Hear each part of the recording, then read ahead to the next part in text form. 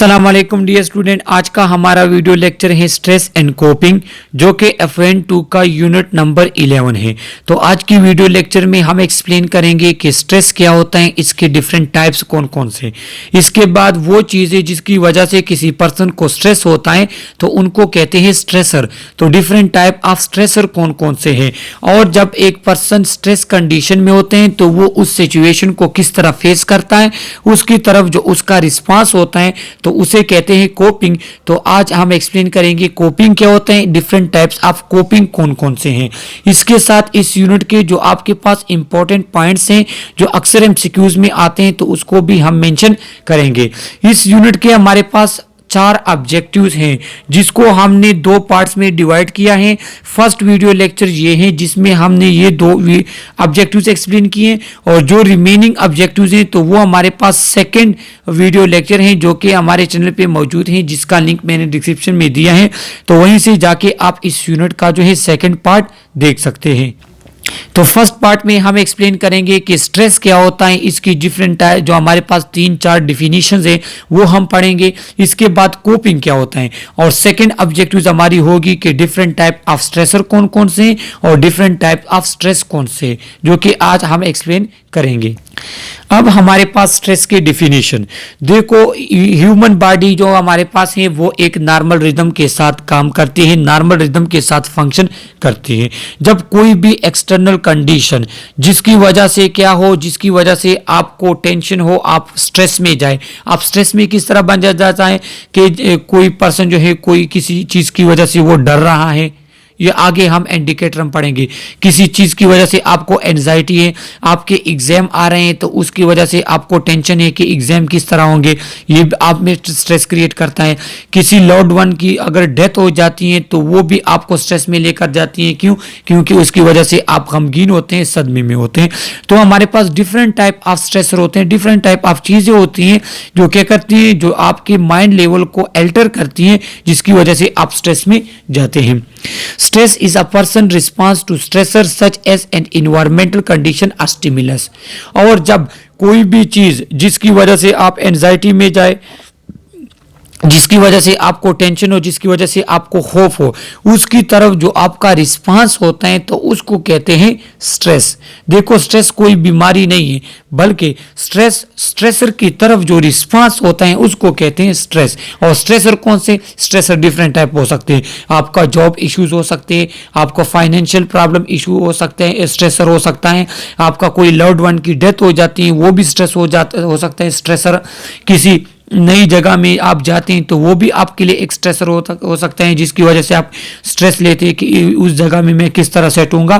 तो उसकी तरफ जो आपका रिस्पांस होगा वो फिर स्ट्रेस कहलाता है। Mind and body response or reaction to a real or imagined threat event or change.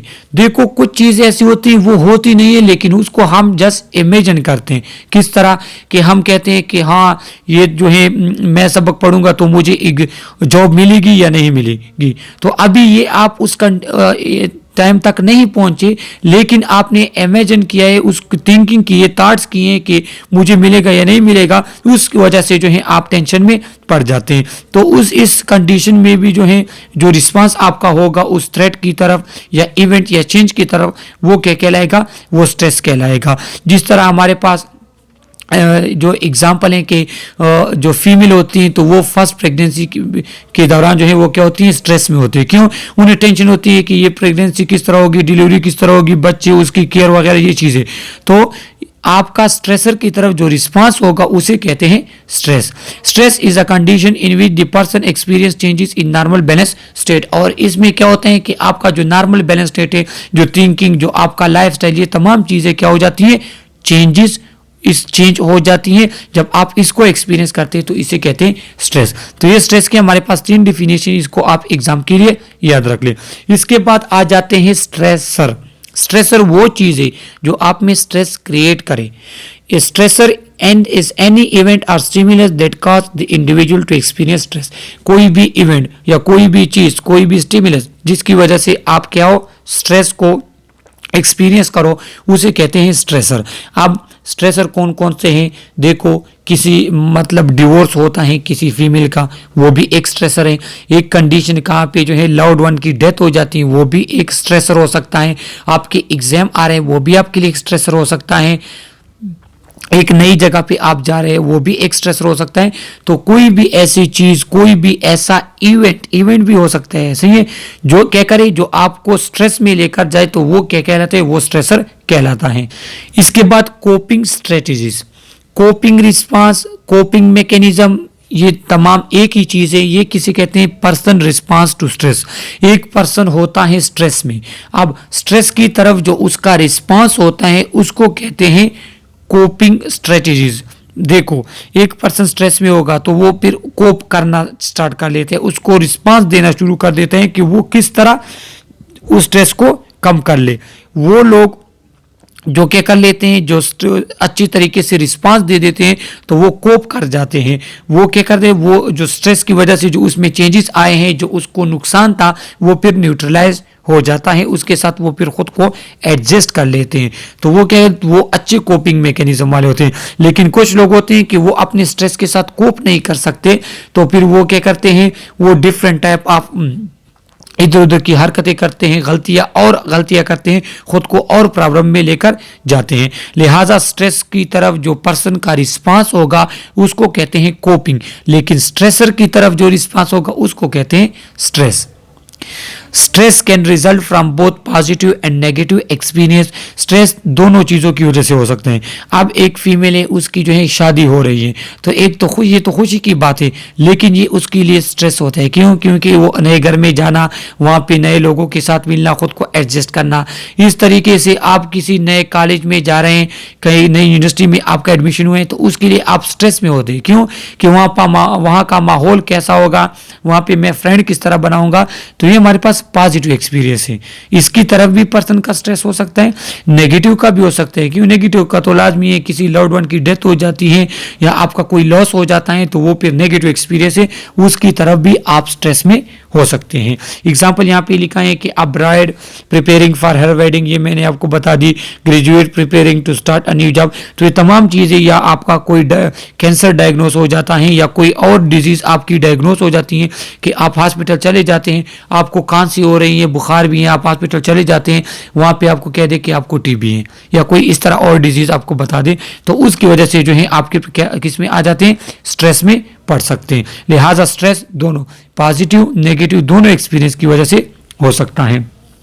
अब स्ट्रेस कोपिंग, किसी पर्सन को स्ट्रेस है तो वो स्ट्रेस को किस तरह मिनिमाइज करेगा, उसकी तरफ उसको किस तरह रिस्पॉन्स देगा।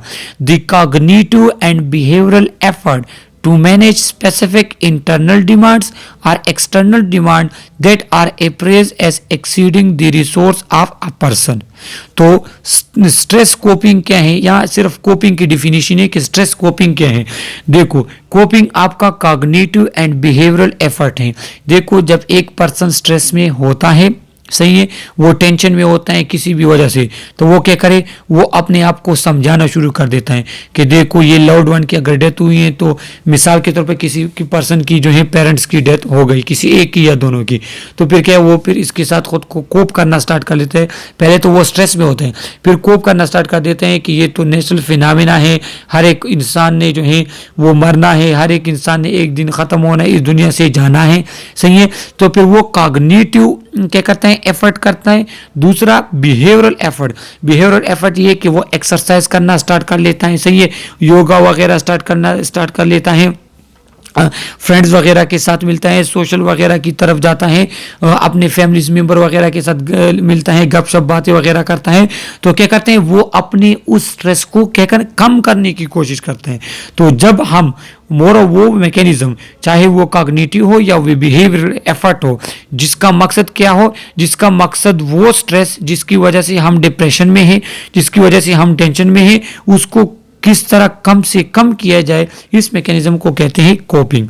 सिंपल जो इसका सेकंड डेफिनेशन है वो है कि when a person face stressor then the response of the person are referred as coping strategies, coping response और कोपिंग मैकेनिज्म। मतलब कि अगर कोई पर्सन स्ट्रेस में है स्ट्रेसर की वजह से और उस स्ट्रेस की तरफ जो उसका रिस्पांस है तो उसको कहते हैं कोपिंग रिस्पांस, कोपिंग मैकेनिज्म और कोपिंग स्ट्रेटजीज।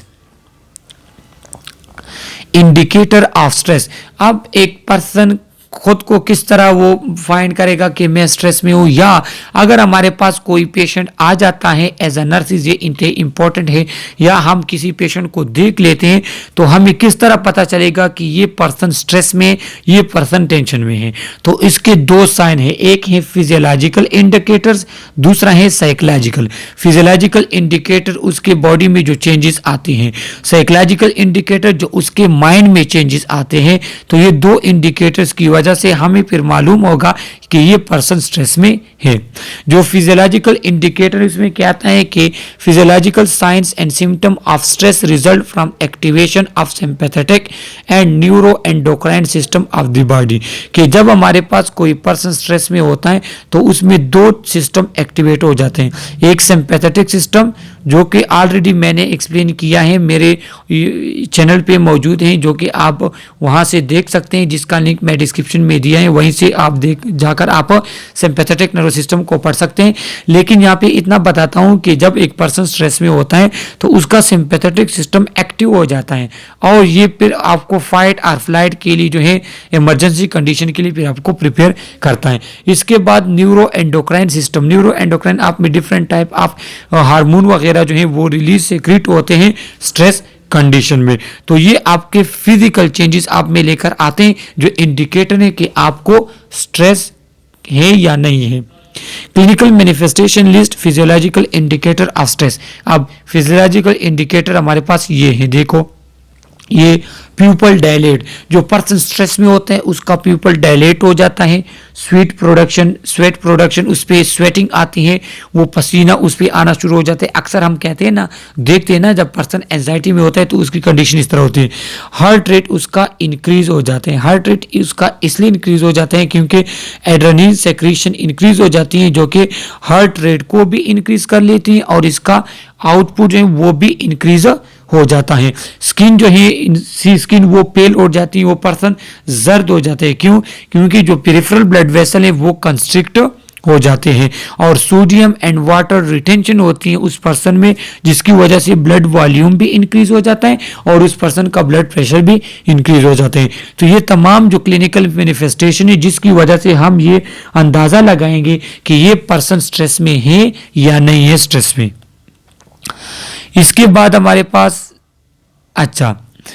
फिजियोलॉजिकल में है कि rate and depth of respiration increase, क्योंकि ब्रंकियोल डायलेट हो जाते हैं, उससे आपका रिस्पायरेशन, अक्सर हम देखते हैं कि एक पर्सन जो स्ट्रेस में होते हैं, टेंशन में होता है, तो वो तेजी के साथ सांस लेता है।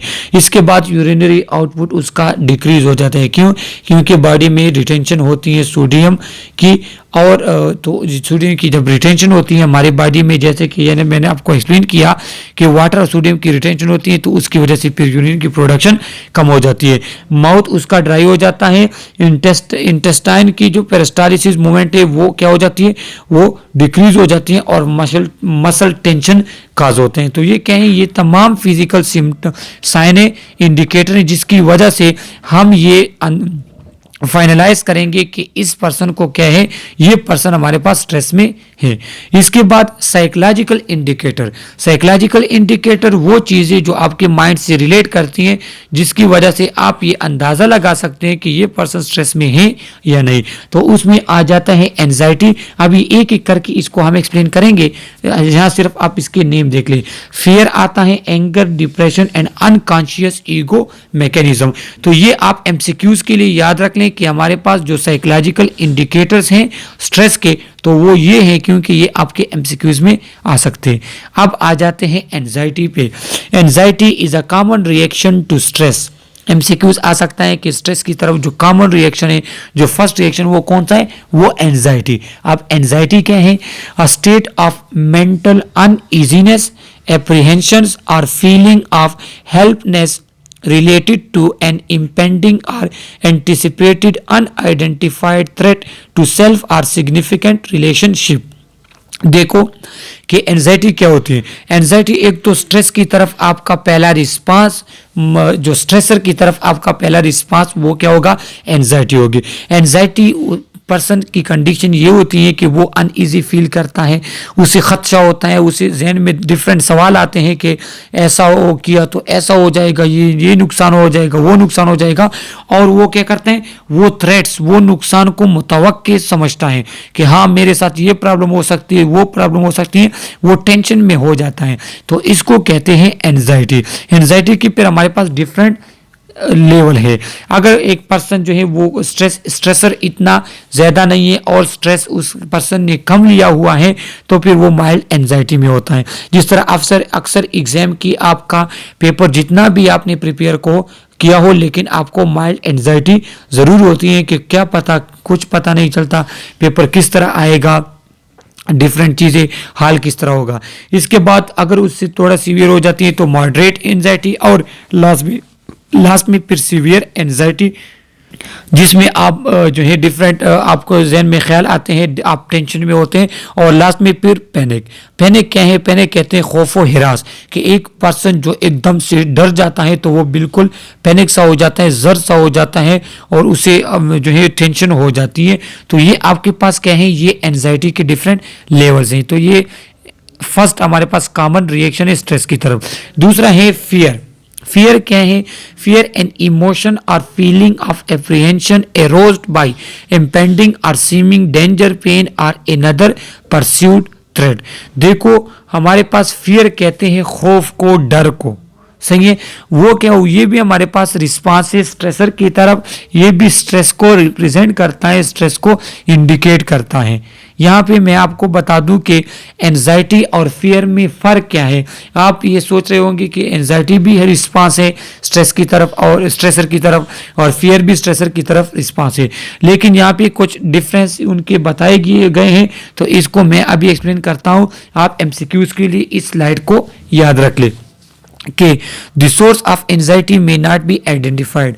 ज़रूरी नहीं है कि एक पर्सन एंजाइटी में तब होगा कि जब कोई सोर्स होगा। अक्सर ऐसा होता है कि पर्सन कहता है कि बस अजीब से टेंशन में हूँ, स्ट्रेस और एंजाइटी में हूँ, लेकिन पता नहीं है कि क्या वजह है। तो ज़रूरी नहीं है कि एंजाइटी का हर टाइम आपके पास सोर्स होना चाहिए, लेकिन फियर का आपके पास सोर्स होगा, कोई चीज़ होगी जिसका आपको फियर होगा। इसके बाद दूसरा क्या है, anxiety is related to mainly future to an anticipated event. Anxiety क्या है कि फ्यूचर एग्जाम आपका आ रहा है तो उसके लिए आप एंजाइटी में है। अक्सर फीमेल जो है वो किस चीज़ में होती है, एंजाइटी में होती है, प्रेगनेंसी के दौरान की डिलीवरी होगी किस तरह होगी ये और वो। तो anxiety something related to your future, वो चीज़ें जो अभी आने वाली हैं। लेकिन फियर क्या है, फियर आपका पास चीज़ों से भी होता है कि अक्सर लोग जो है वो क्या होते हैं कि वो बचपन में किसी चीज़ से डरे होते हैं तो फिर थ्रू आउट लाइफ वो उस चीज़ से डरते हैं। फियर आपके पास रिलेटेड चीज़ से भी रिलेट करता है, प्रेजेंट सिचुएशन से भी वो रिलेट करता है कि मौजूदा जगह टाइम पे भी आपको किसी भी चीज़ से फियर हो सकता है, और फ्यूचर की चीज़ों से भी फियर होते हैं। आपको खौफ होता है कि क्या होगा, एग्ज़ाम की बात है, या आपको पता है कि ये मुझे बीमारी है, तो बीमारी है इससे मेरी जो है लाइफ पॉसिबल नहीं है, मेरे ट्रीटमेंट इससे पॉसिबल नहीं है, तो आप फिर खौफ में पड़ जाते हैं, फियर में पड़ जाते हैं। तो फियर में पास्ट, प्रेजेंट, फ्यूचर ये तमाम आते हैं। लेकिन जो एंजाइटी होता है ना, वो क्या होते हैं, वो something related to your future. इसके बाद anxiety is vague whereas fear is different. Anxiety क्या है कि समथिंग जो क्या होते हैं, जो स्पेसिफिक नहीं होता, ज़रूरी नहीं है कि वो रिलेट हो किसी स्टिमुलस से, लेकिन फियर वो किसी भी स्टिमुलस से ज़रूर रिलेट होगा, उसका एक स्पेसिफिक रीज़न होगा। एंजाइटी रिजल्ट फ्रॉम साइकोलॉजिकल और emotional conflict, fear result from specific physical और साइकोलॉजिकल एंटिटी। देखो किसी पर्सन में ऐसा होता है कि इमोशनल कोई प्रॉब्लम आ गई है या कोई साइकोलॉजिकल इशू है, उसकी वजह से आपको एंजाइटी हो जाती है, लेकिन फियर उसके लिए स्पेसिफिक फिजिकल या साइकोलॉजिकल काज होना चाहिए। फिजिकल काज ये है कि किसी पर्सन को डिजीज़ है, कि जो हमारे पास कैंसर आ गया, तो कैंसर जो डिजीज है उसकी वजह से फिर आपको फियर होता है, क्योंकि वो स्पेसिफिक एक स्टिमुलस है। सही है, तो ये हमारे पास क्या है, फियर और एंजाइटी में फर्क है, जो आप एमसीक्यूज के लिए याद रख ले। इसके बाद एंगर, एंगर भी जो है कि ये इंडिकेट करते हैं कि ये पर्सन स्ट्रेस में है, क्योंकि अक्सर पर्सन ऐसे होते हैं कि जब वो स्ट्रेस में होते हैं तो वो बेजा लोगों पे क्या करते हैं, गुस्सा निकालते हैं। तो ये भी हमारे पास एक इंडिकेटर है स्ट्रेस का। An emotional state consisting of subjective feeling of enormity और स्ट्रांग डिस्प्लेजर, कहें कि आप बिल्कुल खुश नहीं है या आप किसी पर्सन की तरफ आपका दुश्मनाना बर्ताव है, उससे अच्छे से बात नहीं करते, उस पर चीखते चिल्लाते हो, तो फिर ये क्या करते हैं, जो पर्सन एंग्री होता है हर टाइम या एंगर करता है, गुस्सा करता है, तो उसका मतलब क्या होगा, उसका मतलब होगा कि ये पर्सन नॉर्मल नहीं है, बल्कि ये कोई स्ट्रेस वगैरह में है। इसके बाद डिप्रेशन, देखो जब हमारे पास कोई पर्सन सीवियर स्ट्रेस में होता है, एक लॉन्ग टाइम स्ट्रेस में होते हैं, तो फिर वो स्ट्रेस उसका डिप्रेशन में कन्वर्ट हो जाते हैं। वो परमानेंट क्या होते हैं, वो खफा होता है, डिस्पेयर होता है, क्या होते हैं कि वो खफा होता है, गिले शिकवे करता है, खुद को एलोन समझता है और क्या टेंशन में होता है, तो इसे कहते हैं डिप्रेशन। इसके बाद unconscious ego mechanism, unconscious psychological adaptive mechanism or mental mechanism that develop as the personality attempt to defend itself, establish compromise among conflicting impulses and calm inner tension। देखो जब हमारे पास कोई पर्सन अनकॉन्शियसली मतलब ये कि आप ना चाहते हुए जब आपकी बॉडी में कोपिंग मैकेनिज्म स्टार्ट हो जाते हैं, एडाप्टिव मैकेनिज्म आपके बॉडी में स्टार्ट हो जाता है, तो और आप चाहते हैं कि मेरा क्या हो, मैं नॉर्मल अपने पोजीशन पे आ जाऊं, सही है, पर्सनैलिटी के लिए जो अटेम्प्ट आप करना स्टार्ट कर लेते हैं, तो फिर इसका मतलब ये होता है कि ये पर्सन स्ट्रेस में है। ये रिप्रेजेंट करते हैं, क्यों, जब आप स्ट्रेस में होंगे तब ही आप खुद को कोप करना स्टार्ट कर लेंगे ना, तब आप एडाप्टिव मैकेनिज्म स्टार्ट कर लेंगे। तो ये भी हमारे पास एक इंडिकेटर है किस चीज़ का, स्ट्रेस का। तो ये अभी स्ट्रेस के हमारे पास इंडिकेटर थे। इसके बाद कोपिंग पैटर्न क्या होता है, कोपिंग क्या है, तो कोपिंग ऑलरेडी हम एक्सप्लेन कर चुके हैं कि ये कॉग्निटिव और बिहेवियरल एफर्ट हैं जो हम किस लिए करते हैं, हम इसलिए करते हैं कि एक पर्सन हमारे पास जो स्ट्रेस में है, तो उस स्ट्रेस को कम करने के लिए, उसकी तरफ रिस्पांस के लिए वो थिंकिंग वगैरह कॉग्निटिव कोई उसमें चेंजेस आना शुरू हो जाती हैं, थॉट्स वगैरह, या कोई बिहेवियर एक्सरसाइज वगैरह कर लेता है, या फ्रेंड्स वगैरह के साथ बैठता है, आउटिंग वाउटिंग कर लेता है, तो वो मैकेनिज्म जो वो अपनाता है किस लिए, ताकि स्ट्रेस उसका कम से कम हो, ताकि वो स्ट्रेस कंडीशन से खुद को बाहर निकाल सके। तो फिर उस मैकेनिज्म को कहते हैं coping pattern. Types of coping, अब हमारे पास डिफरेंट टाइप्स ऑफ कोपिंग है, जिसको एक एक करके अभी हम एक्सप्लेन करेंगे। ये टाइप्स नेम आप एमसीक्यूज के लिए याद रख ले। एक है हमारे पास problem focused coping. Problem focused coping क्या होता है कि कोई भी प्रॉब्लम है, कोई फिजिकल प्रॉब्लम है या साइकोलॉजिकल प्रॉब्लम है जिसकी वजह से आपको स्ट्रेस है, तो उस प्रॉब्लम को सॉल्व करते हैं, आप उस प्रॉब्लम को क्या करते हैं, रिजॉल्व करते हैं, ताकि स्ट्रेस आपका कम हो, आपका कोपिंग में कोप कर सके आप स्ट्रेस को, तो इसको कहते हैं problem focused coping. Refer to effort to improve a situation by making changes और टेकिंग एक्शन, कि आप कोई चेंजेस लेकर आते हैं किसी कंडीशन में या कोई एक्शन लेते हैं ताकि वो प्रॉब्लम रिजॉल्व हो, तो उसे कहते हैं प्रॉब्लम फोकस्ड कोपिंग। इसके बाद इमोशन फोकस्ड कोपिंग। तो इमोशन फोकस्ड कोपिंग जो है वो something related to your mind, include thoughts and action that relieve emotional distress. आपकी जो थिंकिंग वगैरह, आप अपनी सोच को पॉजिटिव करते हैं, आप अपने आप को खुश रखते हैं, सोच को चेंज करते हैं, तो उसको कहते हैं emotion focused coping. Does not improve situation but the person often feel better. देखो जरूरी नहीं है कि इमोशन फोकस कोपिंग जो है उसमें वो जिस कंडीशन की वजह से आपको वो स्ट्रेस है वो खत्म होगा, नो, बल्कि आपका माइंड सेट इसमें होता है। आपके माइंड को इस तरह सेट किया जाता है कि वो जो है क्या करे, वो कोप कर सके उस प्रॉब्लम के साथ। थर्ड टाइप्स है कि long term coping strategies. Long term coping strategies can be constructive and practical in certain situations like talking and others talkings with other and trying to find out more about situation or long term strategies। ऐसा है कि जब आपके पास क्या है, आपके पास कोई stress condition में आप हैं और उसके कोप करने के लिए आप एक्सरसाइज वगैरह करते हैं, एक दूसरे से गपशप लगाते हैं, लॉन्ग टर्म जो है आपकी जो स्ट्रेटजीज होती हैं ताकि वो स्ट्रेस को कोप कर सके, ख़त्म कर सके, तो उसको कहते हैं long term coping strategies. Other long term coping strategies हमारे पास जो है लाइफस्टाइल चेंजेस आप यहाँ आ जाती हैं, सही है, ईटिंग हैबिट आप चेंज कर लेते हो, डिसीजन मेकिंग, एक्सरसाइज रेगुलर आप स्टार्ट कर लेते हो, तो फिर ये क्या होते हैं, ये हमारे पास लॉन्ग टर्म कोपिंग स्ट्रेटजीज हैं। इसके बाद short term coping strategies. Short term coping strategies can reduce stress to a tolerable limit temporary but are ineffective way to permanently deal with reality। जो शॉर्ट टर्म कोपिंग स्ट्रेटजीज होती है वो किस तरह होती है, वो ऐसा कि एक स्ट्रेस हमारे पास है, मतलब ये कि एक पर्सन को एग्जाम की टेंशन, एग्जाम का स्ट्रेस है, तो फिर वो किस तरह कोप करते हैं, वो बिल्कुल एग्जाम दे ही नहीं देते, बस वो कहते हैं बस मैंने एग्जाम नहीं देना। तो मौजूदा टाइम पे तो वो एग्जाम के स्ट्रेस से वो खाली मतलब आज़ाद हो जाता है, लेकिन ये कोपिंग स्ट्रेटजी ये इंतहाई ज़्यादा नुकसानदेह, ये डिस्ट्रक्टिव है। जिस तरीके से हमारे पास अक्सर लोग स्ट्रेस कंडीशन में क्या कर लेते हैं, स्मोकिंग स्टार्ट कर लेते हैं, तो एट अ टाइम तो वो कोप कर लेते हैं, वो टेंशन उसके जहन से उतर जाती है, लेकिन ये उनके लिए डिस्ट्रक्टिव होता है। लिहाजा ये एमसीक्यूज आप फिर याद रख ले ताकि फिर आपको पता हो। इसके बाद adaptive coping help the person to deal effectively with stressful event and minimise the stress associated with them.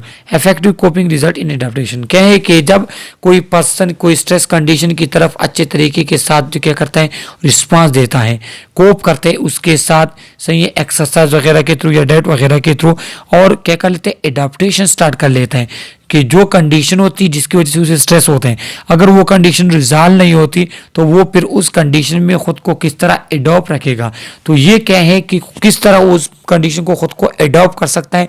जिस तरह हम न्यू कॉलेज में जाते हैं तो फिर पर्सन के कुछ दिनों में उसके साथ खुद सिस्टम के साथ एडॉप्ट कर लेता है, तो ये भी हमारे पास क्या है, कोपिंग का एक टाइप्स है। इसके बाद माल एडाप्टिव कोपिंग क्या है, can cause unnecessary distress for a person. देखो जब हमारे पास कोई पर्सन स्ट्रेस में है और उस स्ट्रेस से को कोप करने के लिए वो कोई गलत तरीका इस्तेमाल कर लेता है या कोई माल एडाप्टिव का वो कंडीशन इस्तेमाल करता है, मतलब कि एक पर्सन जो है क्या है कि एक पर्सन को कोई स्ट्रेस है, उसमें क्या किया कि उसने वो सिगरेट स्मोकिंग वगैरह स्टार्ट कर ली, तो ये एक कोपिंग मैकेनिज्म तो है लेकिन ये माल एडाप्टिव है। इससे क्या होगी, एडाप्टेशन उस पर्सन की नहीं हो सकती, मतलब कि वो नॉर्मल तक नहीं आ सकता।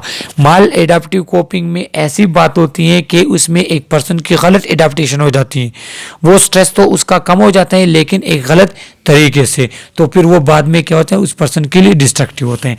तो ये stress and coping video unit का हमारे पास फर्स्ट पार्ट था, इसका सेकंड पार्ट भी हमारे चैनल पे मौजूद है जिसका लिंक मैंने डिस्क्रिप्शन में दिया है, तो वहीं से जाके जो है आप इस वीडियो यूनिट का सेकंड पार्ट जो है वो देख सकते हैं। आप जिस जगह से भी हमारा वीडियो लेक्चर देख रहे हैं, आप प्लीज़ अपनी जगह का या कॉलेज का नेम हमें कमेंट कर लीजिएगा। Okay, thank you.